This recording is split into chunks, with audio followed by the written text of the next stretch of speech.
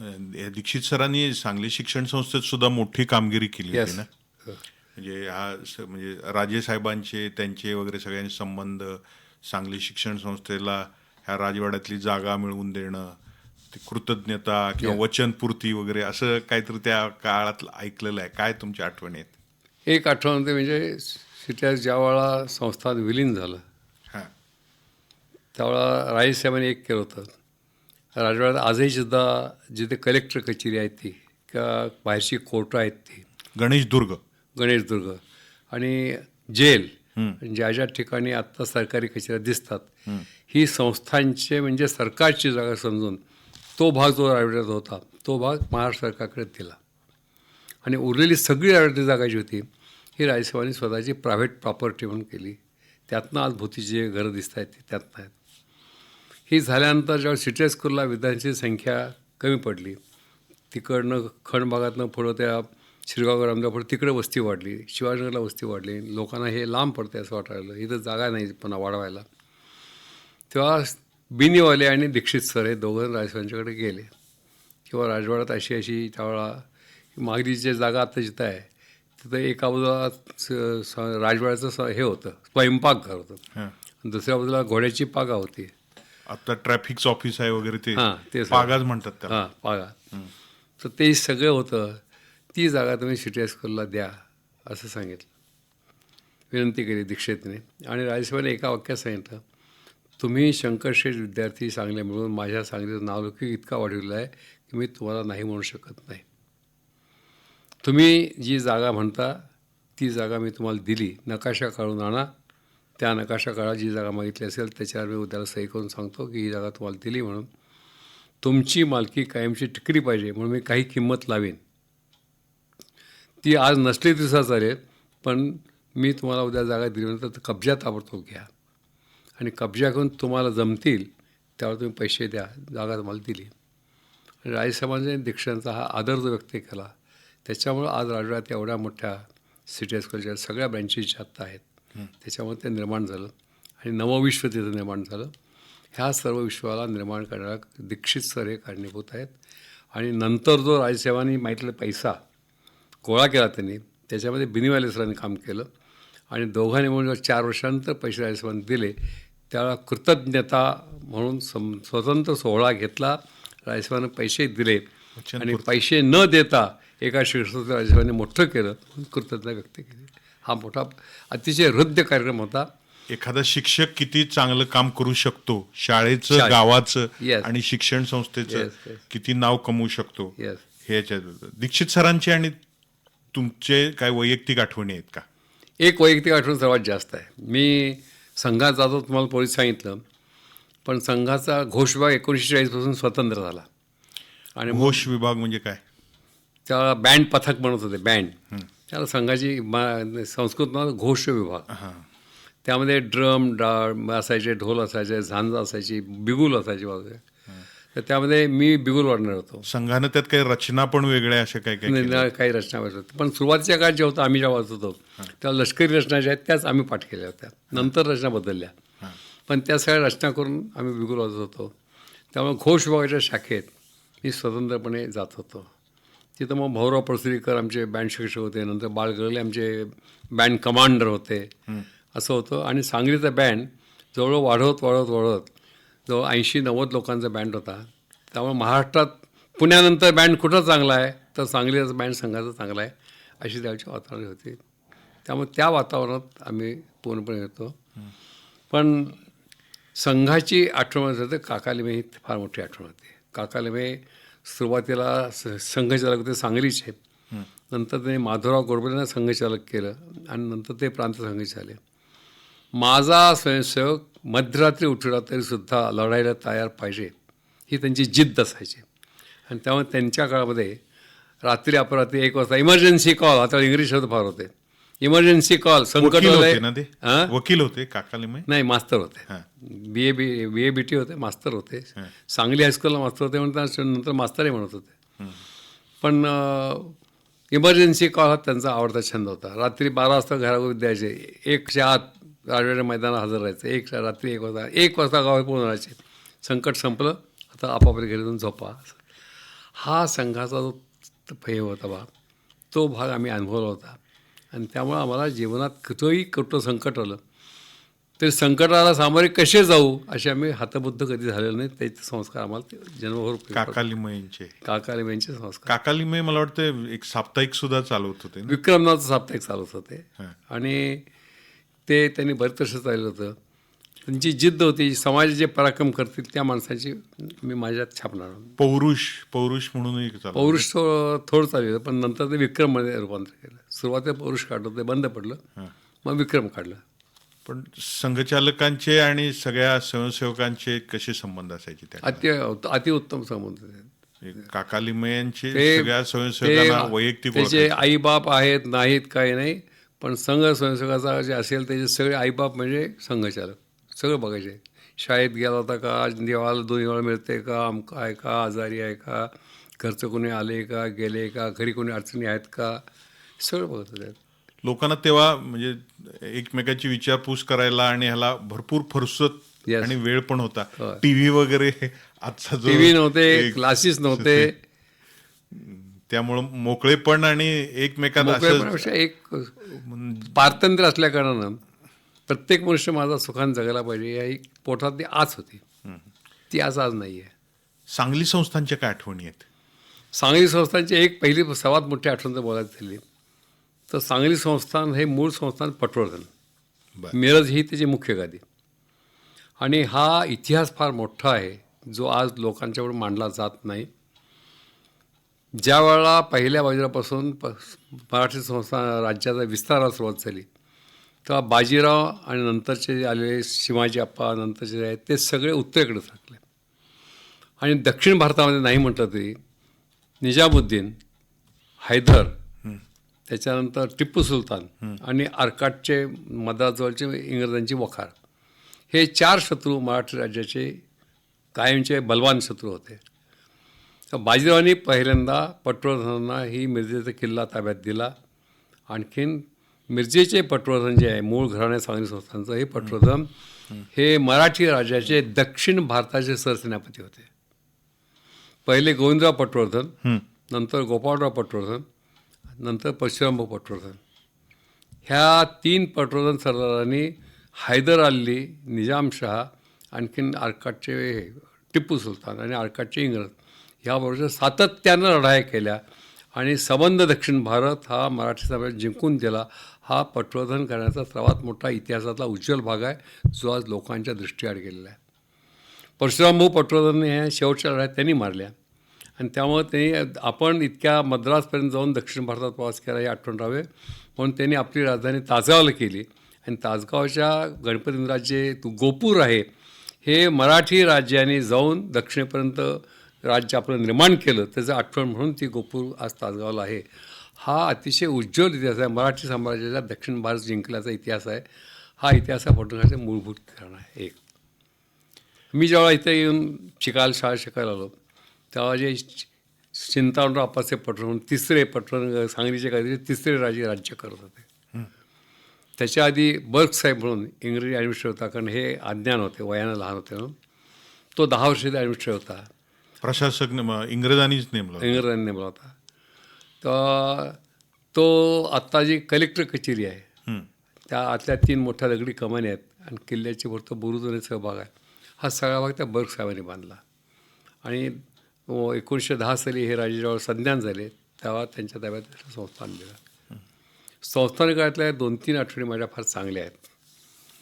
केव्हा तरी 1925-26 साली संस्थान थोडं मोठं केलं राजसाहेबांनी केल्यानंतर सांगली संस्थानच्या त्यांचं जे कारभारी मंडळ असेल त्यांनी राजेसाहेबांचा आज जो माळ बंगला म्हणून ओळखला जातो महानगरचा तो त्यावेळेला साखर कारखान्याच्या रस्त्याला आहे तो. साखर कारखान्यासमोर आहे तो त्यावेळेला तसाच होता. आज थोडा सुधारला असला तरी एकूण छप्परवरच मोठं घर आहे ते.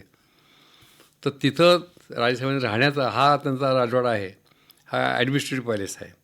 तिथं राहण्याचा राजवाडा बांधावा म्हणून संस्थाननं 6 लाख रुपये, त्या काळात ही रक्कम फार मोठी, आज 6 कोटीची पुढची आहे ते मंजूर केले होते. राजेसाहेबांना विचार असा केला की आपण चंद्रकोळी घरात राहून फार बिघडत नाही आहे, पण कृष्णा नदीवर पूल नव्हता त्यावेळा. जर कृष्णा नदीवर पूल बांधला ह्याच रकमेतनं तर माझं पुण्यापर्यंतची वाहतूक एकदा सुरू झाली तर माझं गाव वाढेल, माझी राजधानी वाढेल, माझा व्यापार वाढेल, व्यापार लोक इथे येतील, माझ्या पेठा वाढतील. म्हणून राजेसाहेबांनी त्यांचा राजवाडा बांधायला पैसा मंजूर केला होता, तो डायव्हर्ट केला आणि 1927 सालापासून 30 सालापर्यंत आज जो कृष्णाला पूल दिसतो त्यांनी त्या राजवाड्याच्या ऐवजी सांगली कृष्णादेव पूल बांधला रांद्रे कॉन्ट्रॅक्टला ठेवून. आणि ती सांगलीच्या प्रगतीची खरी हा पूल ही दिशा मुख्य ठरलेली आहे. सांगलीच्या विकासाचं ते एक महत्वपूर्ण पाऊल असं म्हणता येईल. महत्त्वपूर्ण. किती वर्ष पुलाचं कामकाज चाललं होतं? 27 ते 30 अखेर 4 वर्ष, 30 27, 28, 4 वर्ष पुलात चाललं होतं. आणि त्या काळात नदीवर पूल बांधू शकला जातो हं. असं नसल्या कारणानं पुलाचं बांधकाम सुरू असून पूल उद्घाटन होईपर्यंत लोकांमध्ये सांगलीला जाऊन काय बघून आलास, पुलाचं काम बघून आलो. प्रेक्षणीय स्थळ झालं. प्रेक्षणीय स्थळ आणि गणपती मंदिर बघितलं, ही 2 प्रेक्षणीय स्थळ त्यावर सांगली होती आणि ते लोक बघत होते. सांगलीला पहिल्यापासून म्हणजे संस्थानला हत्ती हा एक आहे, म्हणजे सांगलीकरांचा बबलू असेल, गणपती त्यांची मूळ जी सुंदर कथा आहे, असेल. मूळ जी कथा आहे हं. ते हर्बटजी त्यांचे मूळ वंशज ज्यांनी पुण्याला गणपतीची 21 वर्ष दुर्वाचा रस घेऊन तपश्चर्या केली. हं. त्यांनी गणपती आणखीन हत्ती हे गणपतीचा अवतारी स्वरूप त्यांनी मानलेला आहे. त्यामुळे पहिल्यापासून तिथं हत्ती ठेवला होता. तो ह्या राजसाहेबांच्या कारकिर्दीपर्यंत हत्ती होता, आज तो नाही आहे. पण हत्तीचं दर्शन हे गणपतीचं दर्शन असं लोकही मानत होते आणि त्याची पूजा अर्चा करत होते, पेढे खायला घालत होते, हत्तीला सगळं करत होते. आणि ती ह्या भूमीची पुण्याई आहे असंही मानत होते. त्या काळात म्हणजे संस्थानचे काय उपक्रम चालायचे वेगवेगळे ह्याच्यातले? म्हणजे संस्थान विस्कळीत संस्थान होतं त्यावेळेला. हे पटवर्धनजी मी तुम्हाला मूळ गाती सांगितली, त्यांच्या वाटण्या झाल्या. त्यावेळेला इथून धारवाडपर्यंत दोदवाड जे भाग आहे, धारवाड ही सुद्धा पूर्वी पटवर्धन संस्थानचा भाग होता. हुबळी हा सुद्धा पटवर्धन संस्थानचा भाग होता. जसा सांगलीला हर्बट रोड आहे तसा हुबळीसुद्धा हर्बट रोड आहे, कारण पटवर्धन संस्था होता. त्यांनी ज्या वाटण्या केल्या संस्थांच्या, त्यांच्या भावकीच्या वाटण्या झाल्या. मग सांगली झालं, मिरज झालं, बुधगाव झालं, तासगाव झालं, त्यानंतर कागवाड झालं, जमखिंडी झाली, हिची सगळी वाटणं झाली, कुरुंदवाड झालं पटवर्धनापैकी. त्यामुळे त्यांनी कर्नाटकात जे त्यांचे हे होत्या हद्दी होत्या त्या एकाच हद्दीत तुकडे केले. हा माझा तालुका, हा तुझा तालुका. त्यामुळे सांगलीला तेरळ तालुका होता, मंगळवेढा तालुका होता, शिरहट्टी तालुका होता, असे तालुके होते. पण ह्या सर्व ठिकाणचे उपक्रम त्यांनी उत्तम चांगले चालत होते. संस्थांच्या लोकांची आणि तालुक्यात लोकांची देखभाल चांगली होती. आणि विशेषतः जेव्हा स्वातंत्र्याची चळवळ सुरू झाली, देशामध्ये वाढली, तेव्हा लोकशाहीचा पारतंत्र्य काळात लोकशाहीचा पहिला प्रयोग औंध संस्थानने केला. औंधच्या पंतांनी पहिल्यांदा लोकशाहीची असेंब्ली स्थापन केली आणि चालू केला. आणि त्यामुळं संस्थानी काळातसुद्धा त्या संस्थांची असेंब्ली असावी. प्रजापरिषद नाही, प्रजापरिषद आंदोलनात भाग आहे, काँग्रेस सरकार, प्रजापरिषद नव्हे, संस्थांची असेंब्ली. आणि संस्थांची असेंब्ली ही वेगळी असावी, संस्थांचं मंत्रिमंडळ वेगळं असावं आणि लोकशाही पद्धतीनं मंत्रिमंडळामार्फत कारभार चालावा, अशी जर औंधनं केली. आणि तोच किस्सा सांगलीकरांनी आपल्या कारकिर्दीत आचरला. आणि सांगली संस्थानला 1944 पासून स्वतंत्र असेंब्ली होती. आज जिथं दरबार हॉल म्हणतो तर तेव्हा असेंब्ली त्या दरबार हॉलमध्ये भरली जात होती. असेंब्लीसारखी आज जे पुण्याच्या मुंबईच्या आपण मोठ्या असेंब्लीला बघतो तर लहान असेल, पण असेंब्ली म्हणून चालत होती. सरकारी पक्ष एका बाजूला, विरोधी पक्ष एका बाजूला, मध्ये सभापती. आणि असेंब्ली जशी आत्ता प्रश्नोत्तर आपण बघतो तशी टीका, प्रतिटीका, उपहास हे सगळं त्या असेंब्लीत चालायचं. मला वाटतं कोरे मुख्यमंत्री होते ना, पहिले मुख्यमंत्री कोरे होते. त्यानंतर तेजाळचे के.जी. कुलकर्णी पुढे वकील म्हणून प्रख्यात झाले. के.जी. कुलकर्णी हे एक मंत्री होते. शंकरराव कदम जे पुढं जिल्हा मंडळाचे अध्यक्ष होते ते एक मंत्री, असे 3-4 मंत्री होते. आणि कोणते धोंडाप्पा देशपांडे म्हणून शिरट्टीचे असे 4 मंत्री होते. पण तिथं असं न्यायदानाचं कायदे करायचं, हो, सगळं लोकांना हे द्यायचं असं कामकाज रीतसर चालत असतं. संस्थांच्या धोरणावर टीका, राजसाहेबांच्यावर टीका, सगळं चालेल एक वाटत. तुमचं हे सगळं लहानपण, तरुणपण, हे ते संस्थांचा बघत होतो. कारभार, आम्हाला त्यात एक गोष्टीचा आनंद वाटत होता की शहापूर हे सांगली संस्थांचा तालुका होता, बेळगाव जवळचं बेळगाव शहापूर. तिथले जिगजिन्नी वकील हे सांगली संस्थेचे आमदार म्हणून ते निवडून आले होते, ते सभापती होते. आणि माधवराव गोडबोले ते तिथले शहापूरचे संघचालक होते. जिगजिन्नी वकील हे तर सभापती होते संस्थांमध्ये. माधवराव गोडबोले हे इथले संघचालक होते. सांगलीचे ते निवडून आले होते आणि ते विरोधी पक्ष नेते होते. एक संघचालक सभापती आणि एक संघचालक विरोधी पक्ष नेता कसे काय भांडतात बघण्याकरता आम्ही असेंब्लीत जात होतो. पण राजेसाहेबांना ह्या सगळ्या कामात आपुलकी होती. माझ्या आठवणीप्रमाणे केव्हा ते 45-46 साल असेल त्यावेळेला राजेसाहेबांनी सांगितल्यानंतर त्यांचा जो ह्याचा भाग आहे माळ बंगल्याचा मागचा उतार आहे आत्ताही, तिथं हिवाळी शिबिर 3 दिवस भरलं होतं. आणि तिसरी आणि चौथी दिवशी पाऊस मोठा झाला तर राजेसाहेबांनी सर्व लोकांना झोपायला आपल्या माळ बंगल्यावरच्या जागा करून दिल्या होत्या की पावसात झोपू नका, सगळे इथून झोपा म्हणून. आणि शेवटच्या दिवशी राजेसाहेबांनी तिथं सर्व सदस्यांना जिलेबीचे जेवण दिलं होतं. प्रजाहित प्रजाहित हा शब्द तुम्ही वापरला त्यामध्ये मला आणखी काही गोष्टी भर घालायची आहे. खरं विलिनीकरणाच्या प्रक्रिया मी पाहिलेल्या आहेत स्वतः. संस्थान विलीन करण्याच्या 28 सालचा काय एपिसोड घडला तो वेगळा भाग आहे गांधी हत्येचा. पण तेव्हा विलीन व्हायचा प्रसंग आला तर राजेसाहेबांनी 3 गोष्टी निर्णय फार चांगले घेतले ज्याचं इथल्या नगरपालिकेनं चीज केलं नाही. पण राजेसाहेबांनी ज्यावेळा संस्थान होतं त्यावेळा सांगलीचा वीज पुरवठा ही संस्थांची स्वतंत्र पाऊस रचना होती. सांगलीचा पाणी पुरवठा ही संस्थांचा वेगळा भाग होता. आणि आता जे दक्षिण शहर उत्तर शहर आहेत मला वाटतं जुबली इलेक्ट्रिक्स वगैरे जुबली इलेक्ट्रिक वर्क्स हे सांगली संस्थांच्या मालकीचं होतं. पाणी पुरवठा जी आत्ता जी आहे हिराबाई वॉटर्स ते सांगली संस्थेच्या मालकीचं होतं. आणखीन आत्ता जे दक्षिण शहर उत्तर शहराचे भाग आहेत तिथे एक्सटेन्शन म्हणून वेगळा विभाग होता आणि त्याच्याकरता एक फंड होता, तो संस्थांचा फंड होता. त्या भागात डेव्हलपमेंट रस्ते करणे, पाणी पोचणे, अमकं तमकं याच्या करता. विलिनीकरणाच्या रात्री राजेसाहेबांनी 12 वाजेच्या आत दिवस ठरला होता त्याशी ह्या 3ही ज्या होत्या इलेक्ट्रिक वर्क्स, पाणी पुरवठा आणि राजधानीचं एक्सटेन्शन हे 3ही गोष्टी सांगली नगरपालिकेच्या ताब्यात दिल्या आणि सांगितलं माझं गाव माझ्या पश्चातसुद्धा सुखानं वाढलं पाहिजे म्हणून दिलं. ही राजेसाहेबांची देणगी आणि मनोवृत्ती अमोलक होती. ही मनोवृत्ती अन्य कुठल्या संस्थांना दाखवलेली नाही आहे. आणि त्यामुळं राजेसाहेबांचं नाव आजही जे घेतलं जातं त्याचं कारण मुख्य काही चिंतामणराव आप्पासाहेब पटवर्धन होते म्हणून हे सांगली संस्थांचा विस्तार झालेला आहे. बापूसाहेब आपण संस्थानाबद्दल बोलतोय, तुमच्या लहानपणा बोलतोय, शाळेबद्दल बोलतोय.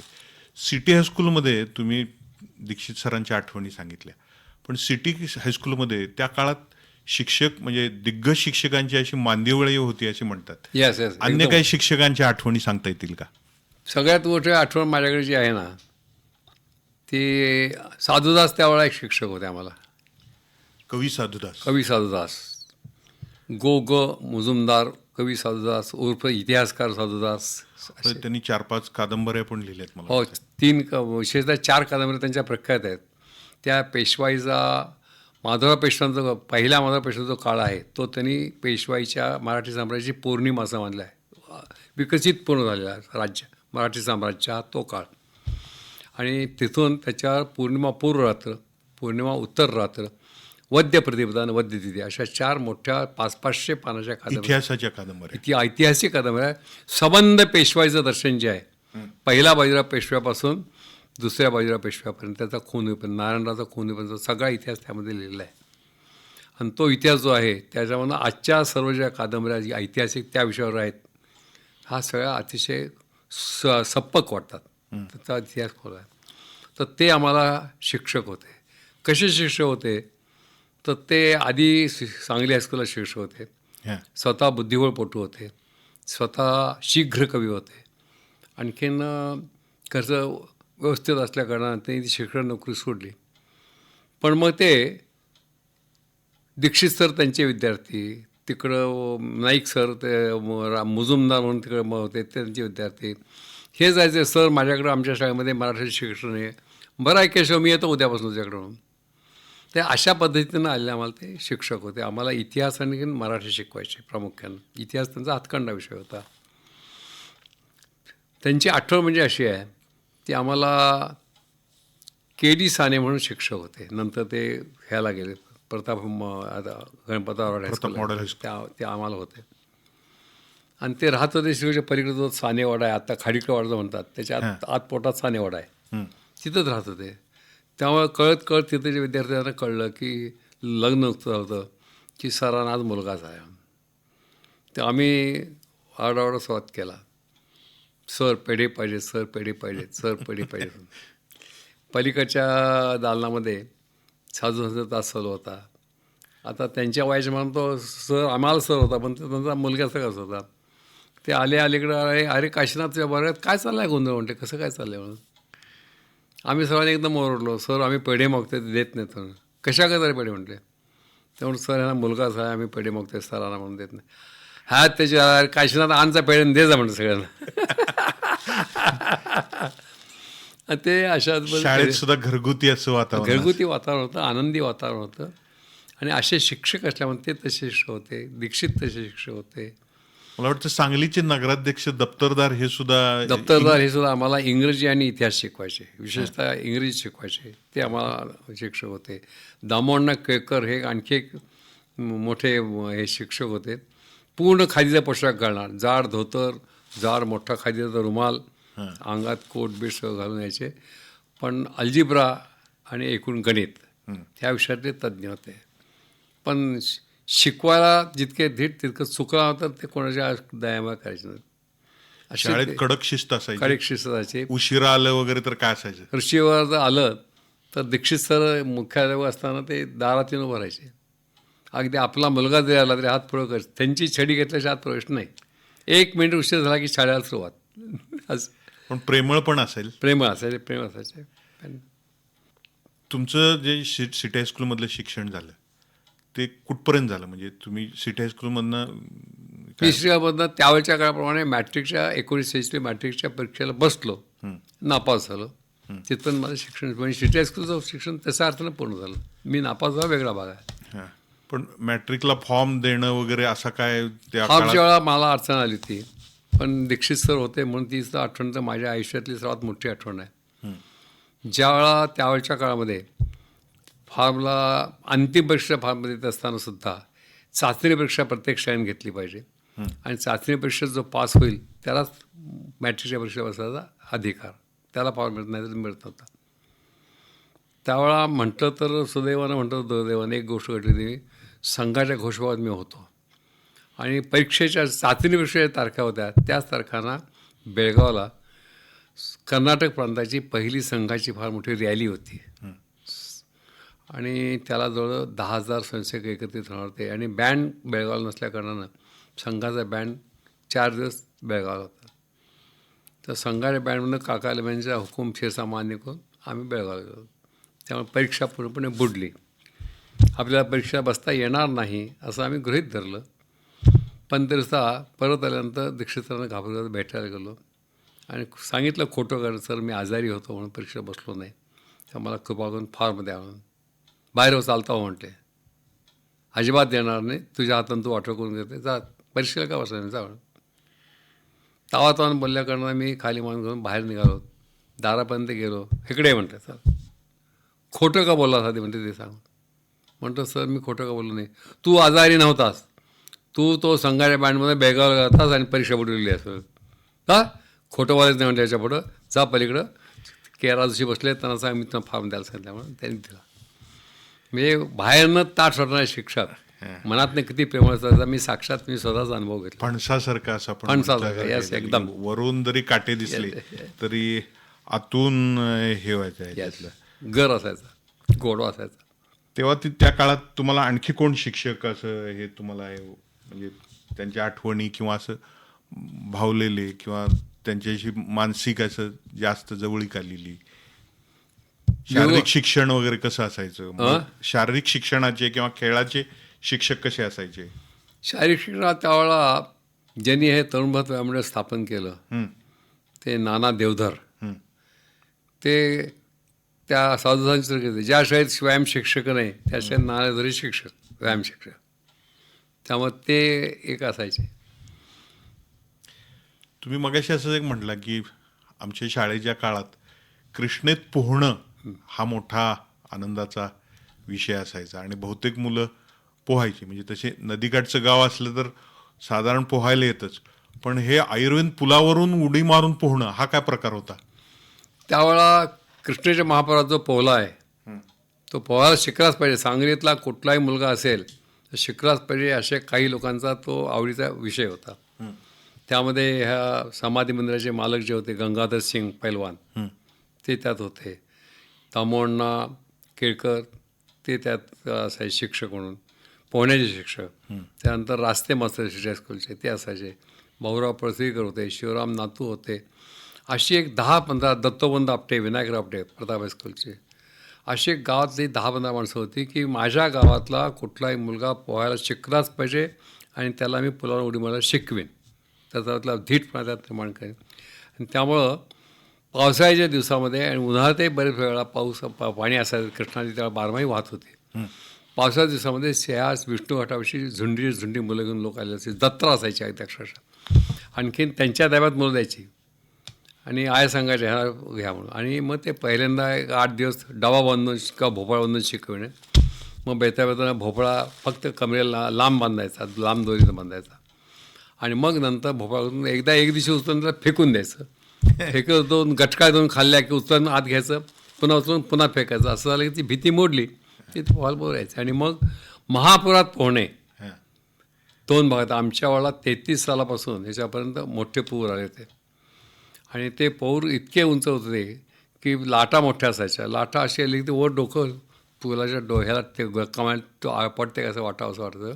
पण अशा पुरातही आम्ही तरुण पोहत होतो. आणि संघाच्या शाखेचा मग अशी उल्लेख केला मी, भावे यांच्या मळीचे तिकडं. त्या मळीमध्ये असताना आमचा तिथं छंदच ठरलेला होता. पावसाळ्याच्या दिवसामध्ये संध्याकाळी शाखा संपली 7 वाजता की आमचे जे पोहायला लोक होते त्यांचे कपडे काढायचे, ते न पोहायला लोकांनी घेऊन इकडं विष्णू घाटावरून थांबायचं. आणि त्या मळीतनं पोहायला पडलं की संबंध नदी महापुरातनं क्रॉस करत करत विष्णू घाटाला लागायचं. पण त्या धारेत पोहताना म्हणजे असं प्रचंड असा प्रपात असल्यासारखा जोरात पाण्याचा झोत असायचा. त्यात काही सुरुवातीला काही भय वाटायचं, पण नंतर त्या पाण्याचं पाण्याच्या लाटेवर आपण वर गेलो ना तर त्याच्यावर दही असा वरून खाली यायचा. त्यामुळे भीत नव्हतं. फक्त ज्या महापूर असायचा आणि त्या ह्याच्याकडनं पुलाच्या कमानी खालनं पाणी जाताना त्या खांबाला तटाने असं फुगायचं आणि फुगून ते जाऊन खाली एकदम असं आदळायचं. तिथनं एकदा कमानीतनं बाहेर सुटलो की बाबा सुटलो आता. तुम्ही म्हणजे आयुर्वेद पुलावरनं उडी मारल्यानंतर पोचायचं कुठं? नरसोवाडी? नाही, पोचायचं एक विष्णू घाटाला, त्यांनी खाली त्या मडे घाटाला तरी. पण तेव्हा पाणी स्वच्छ होतं आजच्यासारखं? पाणी नाही, पाणी स्वच्छ होतं. पाण्याला धार भरपूर होती. घाण काही चुकून सुद्धा असायची नाही. नदीचं पाणी नदीतच आम्ही उंजळून घेऊन पित होतो. काय होतं त्या काळात? पण त्या पुरात पोहणे हा भाग होता. आणि हा तो राजेसाहेबांचा आवडता छंद होता. राजेसाहेब महापुराच्या वेळेला हमखासपणे दरवर्षी पोहण्याच्या शर्यती आणि होड्या शर्यती घेत होते. बायकांच्या होड्या शर्यती घेत होते, संस्थांतर्फे घेत होते. आणि राजेसाहेब त्या शर्यती बघण्याकरता आता तो जो सरकारी घाटावर तो मारुती आहे ना, जीजीचा मारुती म्हणतात तो, तिथं तंबू घातलेला असतात. आणि तिथं बसून राजेसाहेब सगळ्या पोहण्या शर्यती बघून आपल्या हस्ते बक्षीस देऊन मोठा समारंभ करत होते.